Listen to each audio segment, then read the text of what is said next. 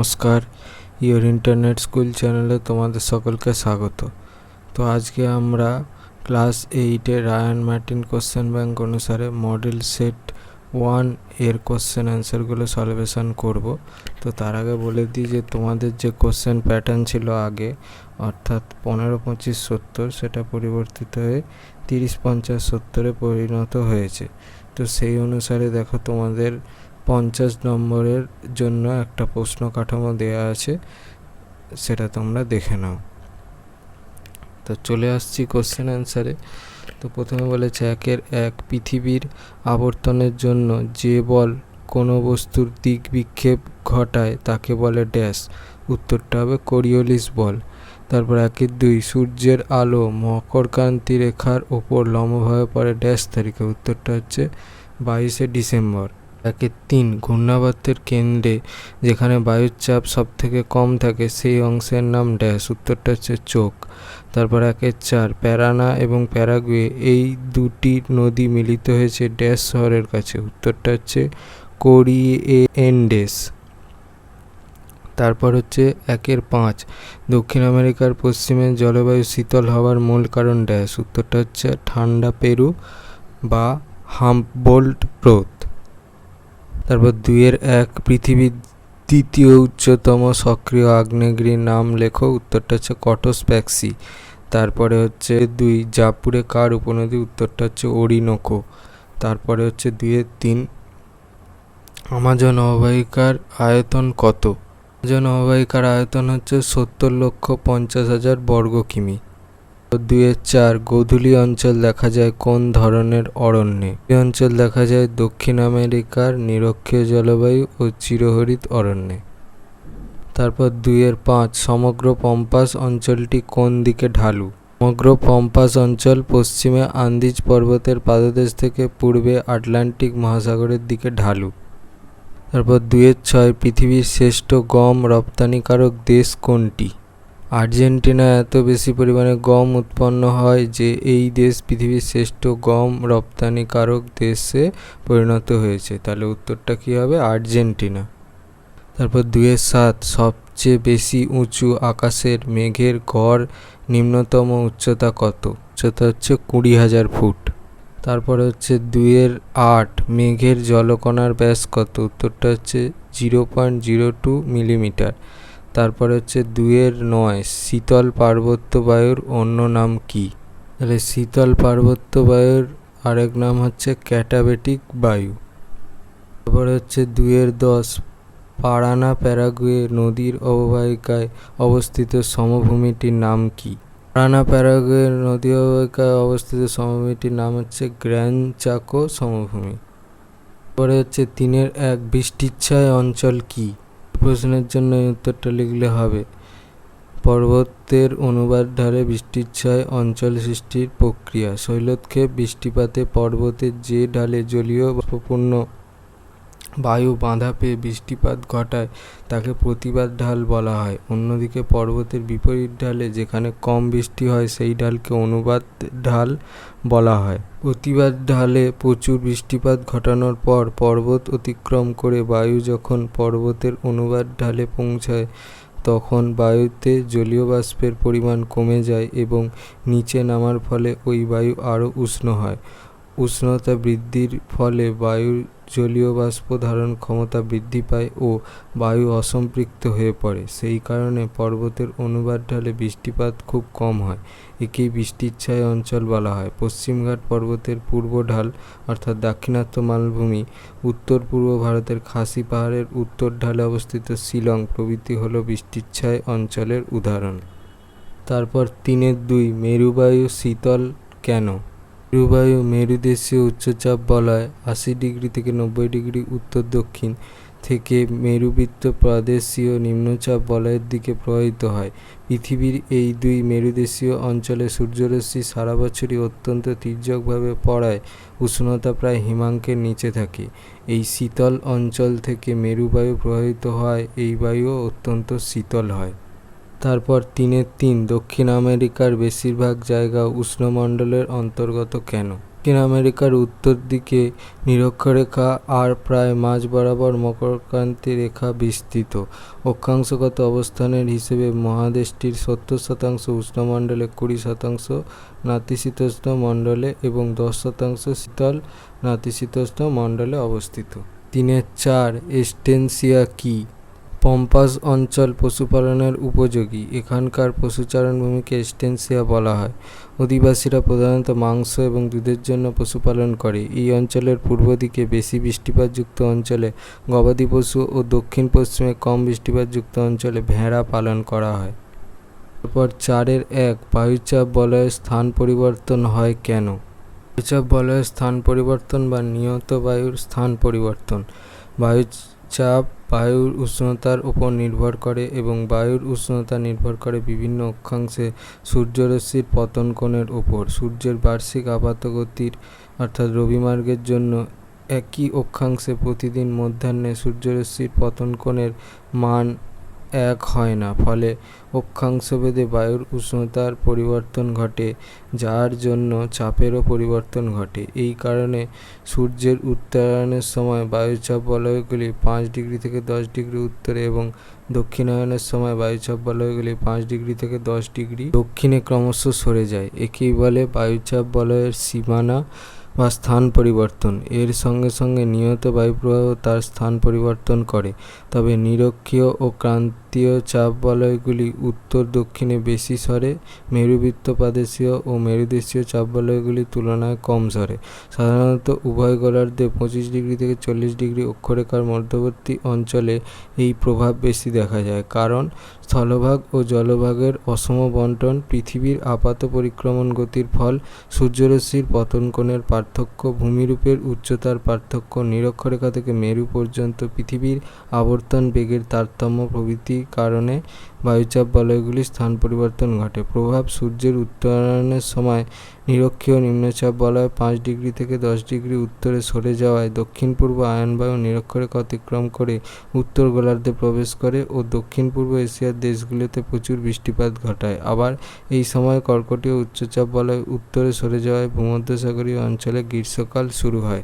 দক্ষিণায়নের সময় শীতকালে পশ্চিমা বায়ুর প্রভাবে ভূমধ্যসাগরীয় অঞ্চলের পশ্চিমাংশে বৃষ্টিপাত হয়, কিন্তু পূর্বাংশে বৃষ্টিপাত হয় না। আবার গ্রীষ্মকালে আয়নবায়ু উত্তরে সরে গেলে এই অঞ্চলে পূর্বভাগে বৃষ্টিপাত হয়, যেমন আর্জেন্টিনার দক্ষিণাংশ বা সুদান, কিন্তু পশ্চিমভাগে বৃষ্টিপাত হয় না, যেমন চিলির দক্ষিণাংশ। সুতরাং সূর্যের আপাত বার্ষিক গতির সঙ্গে বায়ুগুলি ও নিয়ত বায়ুপ্রবাহ বিশেষভাবে সম্পর্কিত। শুধু তাই নয়, বৃষ্টিপাত সূর্যের অবস্থান দ্বারাও প্রভাবিত হয়, তাই বলা হয় বৃষ্টিপাত সূর্যকে অনুসরণ করে। তারপর 4.2 নাতিশীতোষ্ণ ঘূর্ণাবর্ত সৃষ্টির কারণ কি? নাতিশীতোষ্ণ অঞ্চলের ঘূর্ণাবর্ত: উভয় গোলার্ধে নাতিশীতোষ্ণ মণ্ডলে 30 ডিগ্রি থেকে 60 ডিগ্রি সৃষ্ট মৃদু প্রকৃতির নিম্নচাপ কেন্দ্রযুক্ত মধ্যম প্রকৃতির ঘূর্ণিঝড়কে নাতিশীতোষ্ণ অঞ্চলের ঘূর্ণাবর্ত বলে। 4.3 কিউমুলোনিম্বাস মেঘের বৈশিষ্ট্য লেখো। কিউমুলোনিম্বাস মেঘ অবস্থান: কিউমুলোনিম্বাস হলো একটি অন্যতম উল্লম্ব মেঘ। এর গড় নিম্নতম উচ্চতা প্রায় 1600 ফুট। বৈশিষ্ট্য: কিউমুলোনিম্বাস মেঘ যখন আরও ওপরে উঠে যায়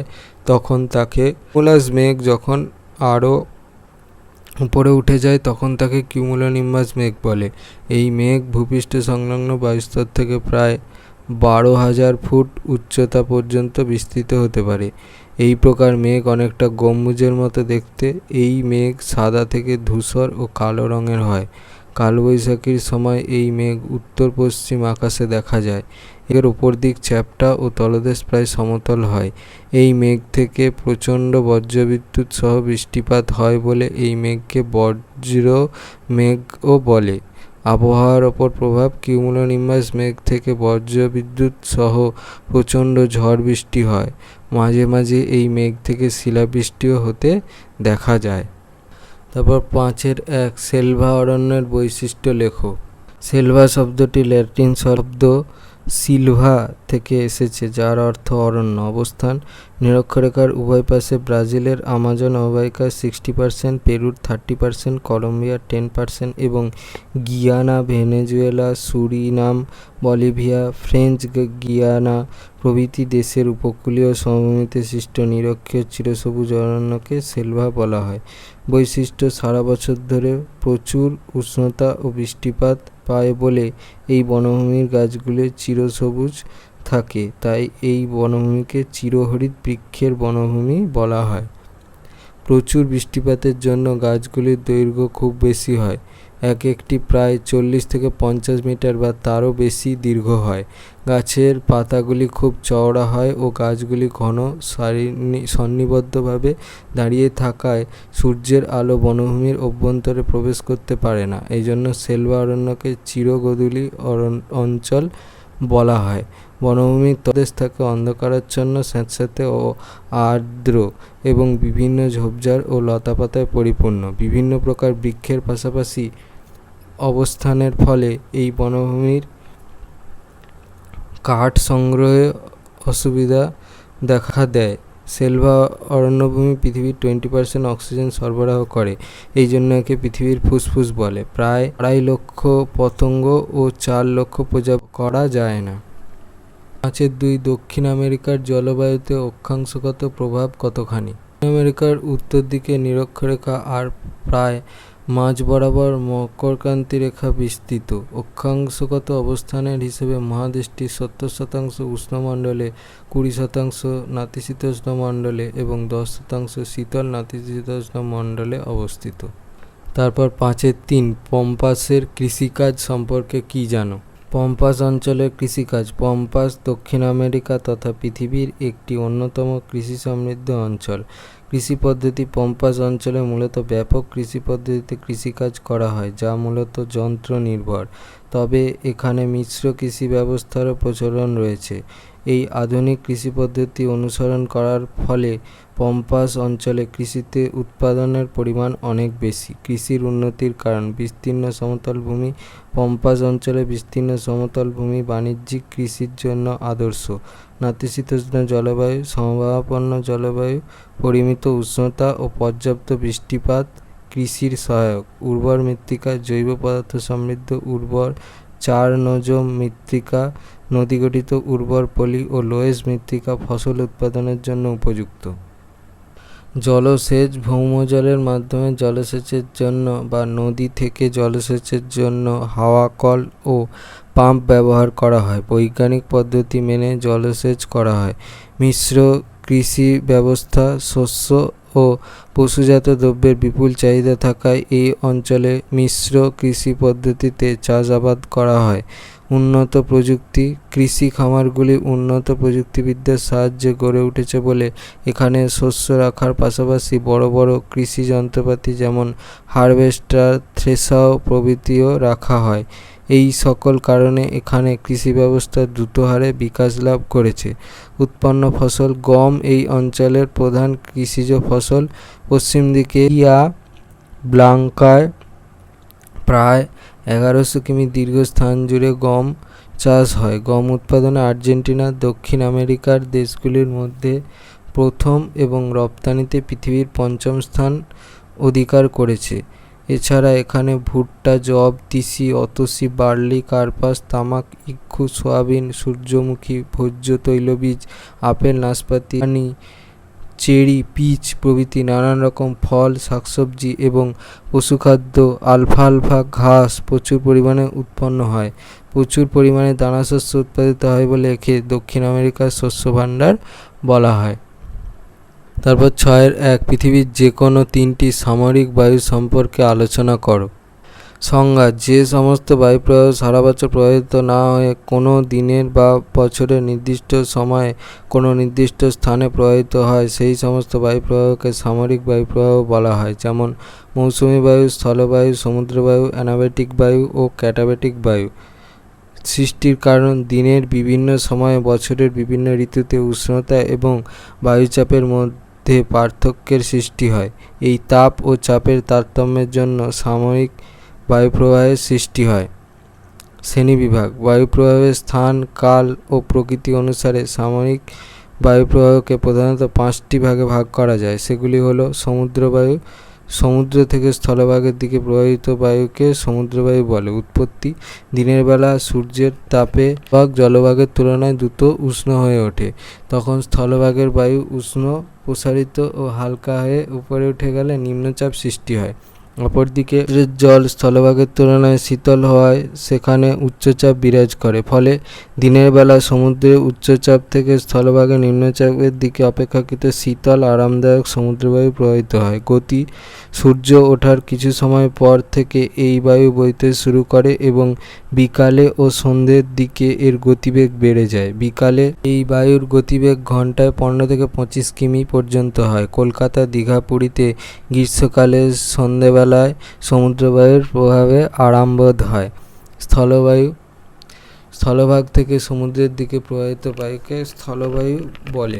উৎপত্তি: সূর্যাস্তের পর দ্রুত তাপ বিকিরণ করে স্থলভাগ শীতল হয়ে পড়ে, কিন্তু সমুদ্রের উপরের বায়ু তখনও স্থলভাগের তুলনায় বেশি উষ্ণ, তাই রাতে স্থলভাগের ওপর উচ্চচাপ ও জলভাগের ওপর নিম্নচাপ সৃষ্টি হয়। ফলে স্থলভাগ থেকে সমুদ্রের দিকে বায়ু প্রবাহিত হয়। উল্লেখ্য, সমুদ্র উপকূলবর্তী অঞ্চলে এই বায়ু বিশেষভাবে অনুভব করা যায়। গতিবেগ: ভোরবেলা এই বায়ুর গতিবেগ বেড়ে যায়। বায়ুর প্রকৃতি: স্থলভাগ থেকে আসার জন্য এই বায়ু শুষ্ক প্রকৃতির হয়। প্রভাব: এই বায়ুর প্রভাব কম, কেবল মৎস্যজীবীদের মাছ ধরতে সুবিধে হয়। ছবিটা দেখে নাও, ছবিটা কিন্তু পেন্সিলে আঁকতে হবে। আর আগের যে ছবিটা ছিল এটাও দেখে নাও, এটাও পেন্সিলে আঁকতে হবে। তারপরে হচ্ছে মৌসুমি বায়ু। আরবি শব্দ মৌসিম কথার অর্থ ঋতু।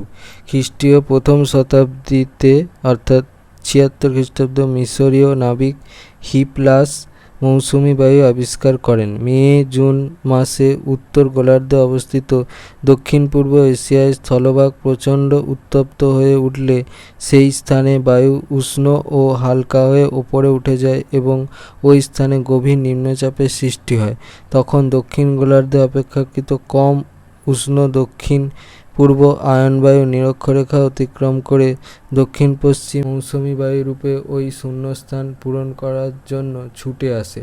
প্রবাহপথে জলভাগের ওপর দিয়ে আসে বলে প্রচুর জলীয় বাষ্পে পরিপূর্ণ এই বায়ু দ্বারা প্রচুর বৃষ্টিপাত হয়। অন্যদিকে ডিসেম্বর জানুয়ারি মাসে দক্ষিণ গোলার্ধের জলভাগ উত্তপ্ত হয়ে উঠলে উত্তর গোলার্ধের স্থলভাগ থেকে এই বায়ু দক্ষিণ গোলার্ধের দিকে প্রবাহিত হয়। তবে জলীয় বাষ্প না থাকার জন্য এই বায়ু দ্বারা সাধারণত বৃষ্টিপাত হয় না। উল্লেখ্য, সমুদ্রবায়ু ও স্থলবায়ু এই দুটি দৈনিক বায়ুপ্রবাহের বৃহত্তর এবং ঋতুগত সংস্করণ হল মৌসুমি বায়ু।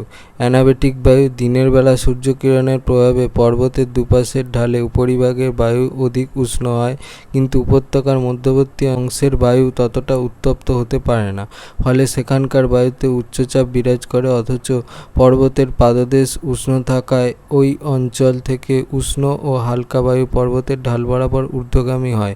একে বলা হয় উপত্যকা বায়ু বা অ্যানাবেটিক বায়ু। প্রভাব: এরূপ তারতম্যের কারণে ইউরোপের অনেক অংশে জনবসতি ও কৃষিকাজ পর্বতের পাদদেশে না হয়ে উপরের অংশে হয়ে থাকে। ক্যাটাবেটিক বায়ু: রাত্রিবেলায় পার্বত্য উপত্যকা অতি দ্রুত তাপ বিকিরণ করে শীতল ও ভারী হয়ে যায়। ফলে পর্বতের ঢাল বেয়ে ওই ভারী উচ্চচাপের বায়ু নিচের দিকে নামতে থাকে। ফলে পর্বতের নিচে উষ্ণ বায়ু উপরের দিকে চলে যেতে বাধ্য হয়।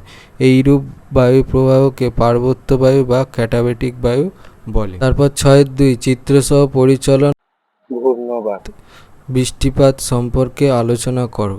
পরিচলন বৃষ্টিপাত সংজ্ঞা: ভূপৃষ্ঠের অধিক উষ্ণতার ফলে পরিচলন পদ্ধতিতে জলীয় বাষ্পপূর্ণ উষ্ণ বায়ু ঊর্ধ্বে উঠে ঘনীভূত হয়ে যে বৃষ্টিপাত ঘটায় তাকে পরিচলন বৃষ্টিপাত বলে। সৃষ্টির পরিবেশ: লম্ব সূর্যরশ্মি প্রচণ্ড উত্তপ্ত জলভাগ বা ভূভাগ বাতাসে অধিক জলীয় বাষ্পের যোগান হলো পরিচলন বৃষ্টিপাত হওয়ার আদর্শ পরিবেশ পদ্ধতি।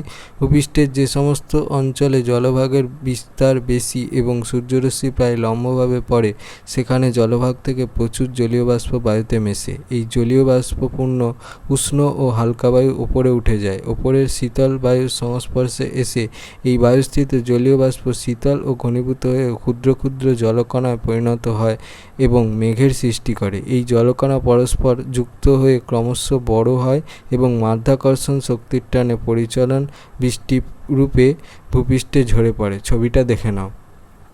ছবিটা কিন্তু পেন্সিলে আঁকবে। বৈশিষ্ট্য: পরিচলন বৃষ্টিপাত সাধারণত দুপুরের পর বা বিকেলের দিকে হয়, তাই একে 4 o'clock রেন বলে। মূলত কিউমুলোনিম্বাস মেঘ থেকে বজ্রবিদ্যুৎ সহ মুষলধারে বৃষ্টিপাত হয়। এই বৃষ্টিপাত খুব কম সময় ধরে অল্প জায়গার মধ্যে হয়ে থাকে। বৃষ্টিপাতের পর আকাশ পরিষ্কার হয়ে যায়। সবচেয়ে কম পরিমাণ মেঘাচ্ছন্নতা থেকে সর্বাধিক পরিমাণ বৃষ্টিপাত এর অন্যতম বৈশিষ্ট্য। উদাহরণ: নিরক্ষীয় অঞ্চলে সারা বছর বিকেলবেলা পরিচলন বৃষ্টি হয়। ক্রান্তীয় অঞ্চলে মৌসুমী বায়ুর প্রভাবিত মৌসুমী বায়ু আসার আগে পরিচলন বৃষ্টি হয়। নাতিশীতোষ্ণ মণ্ডলে গ্রীষ্মকালের শুরুতে এই বৃষ্টি হয়ে থাকে। ঘূর্ণবৃষ্টি সম্পর্কে সংক্ষিপ্ত বর্ণনা। সংজ্ঞা: ঘূর্ণাবর্তের ফলে জলীয় বাষ্পপূর্ণ বায়ু উপরে উঠে ঘনীভূত হয়ে যে বৃষ্টিপাত ঘটে তাকে ঘূর্ণবৃষ্টিপাত বলে। সৃষ্টির শর্ত: বায়ুমণ্ডলে আর্দ্র উষ্ণতা ও শুষ্ক শীতল বায়ুর সংঘাত। বাতাসের ঘূর্ণন গতিবেগ ঘূর্ণবৃষ্টিপাতের পরিবেশ তৈরি করে। পদ্ধতি: ঘূর্ণবৃষ্টি মূলত দুইভাবে সৃষ্টি হয়, যথা: 1. ক্রান্তীয় ঘূর্ণবৃষ্টি অর্থাৎ ট্রপিক্যাল সাইক্লোনিক রেনফল। ক্রান্তীয় অঞ্চলে স্বল্প পরিসর স্থানে হঠাৎ উষ্ণতা বেড়ে গেলে গভীর নিম্নচাপ কেন্দ্রের সৃষ্টি হয়। তখন চারদিকের উচ্চচাপ অঞ্চলের শীতল ও ভারী বাতাস ওই নিম্নচাপ কেন্দ্রের দিকে প্রবল বেগে ছুটে আসে এবং উষ্ণ হয়ে কুণ্ডলাকারে ঘুরতে ঘুরতে ওপরে ওঠে। এই ঊর্ধ্বগামী উষ্ণ আর্দ্র বায়ু শীতল ও ঘনীভূত হয়ে বজ্রবিদ্যুৎ সহ মুষলধারে বৃষ্টি ঘটায়। এর নাম ক্রান্তীয় ঘূর্ণবৃষ্টি। ছবিটা দেখে নাও। ছবিটা পেন্সিলে আঁকতে হবে।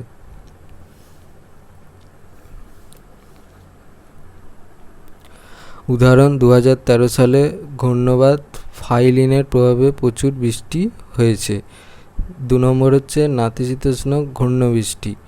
নাতিশীতোষ্ণ মণ্ডলের কোনো স্থানে নিম্নচাপ সৃষ্টি হলে মেরু অঞ্চল থেকে শীতল শুষ্ক বায়ু এবং ক্রান্তীয় অঞ্চল থেকে উষ্ণ আর্দ্র বায়ু ওই নিম্নচাপের দিকে ছুটে এসে দুই বায়ু পরস্পরের মুখোমুখি হলে তাদের মধ্যে আলোড়ন সৃষ্টি হয়। তখন উষ্ণ বায়ু হালকা হয়, ভারী শীতল বায়ু ওপর ধীরে ধীরে উঠে যায় এবং উষ্ণ বায়ুস্থিত জলীয় বাষ্প শীতল ও ঘনীভূত হয়ে বৃষ্টিপাত ঘটায়।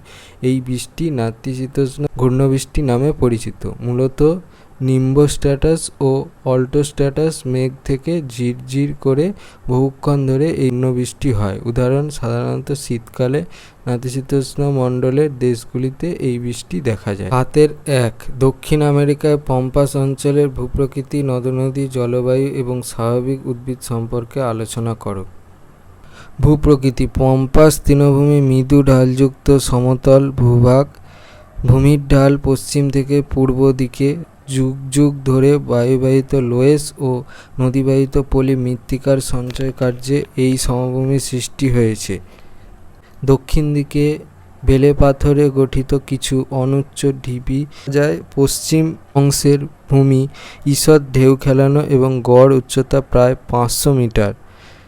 বুয়েনস এয়ার্স এ সিয়েরা ডেল টান্ডিল এবং ডিলা ভোল্টানা, যার উচ্চতা হচ্ছে 1300 মিটার, নামে দুটি শৈলশিরা দক্ষিণ পূর্ব থেকে উত্তর পশ্চিমে বিস্তৃত রয়েছে। নদী পম্পাস অঞ্চলের প্রধান দুটি নদী হলো প্যারানা ও উরুগুয়ে। এছাড়া ওই অঞ্চলের উপর দিয়ে সালাডো, কলোরাডো, নেগ্রো ভাল্লি, মানাকা, কুয়ার্তো, সালাডিলো, টারসেরো প্রভৃতি নদী প্রবাহিত হয়েছে।